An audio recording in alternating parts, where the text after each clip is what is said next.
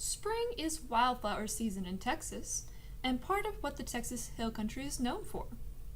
Our hands-on reporter, Lizzie McMahon, will tell us more about today's wildflower, the Verbena. Hello, my name is Beth McMahon, and today is your hands-on flower.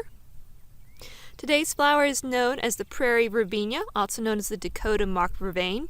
It's not a true verbena, it's actually a glandularia until the plant taxonomists decide that they are going to put in a different plant family, or probably not a different plant family, but a different genus or whatever. Anyway, this purple flower is actually a cluster of multiple flowers. They're tubular, they come out very easily, kind of cute. This plant usually has the light purple color. I haven't seen it in a different color. At least the Prairie Verbena does. You can buy other types of verbenas in like a plant nursery or something like that. This plant is more of a sprawler and doesn't really clump up like a little blue stem would. It kind of sprawls and spread out.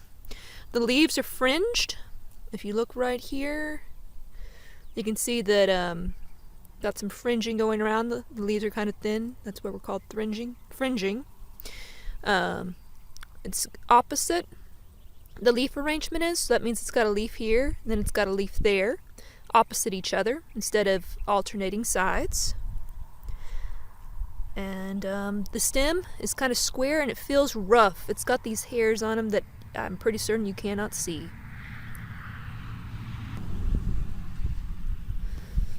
So, in addition to the square stem, sometimes it has a little bit of purpling on there as well. Now this plant does grow here in the Texas Hill Country. It's white-tailed deer tolerant, well, resistant here in the Texas Hill Country, but it also grows from upward in Texas, South Dakota, east to Georgia, and even up there around California.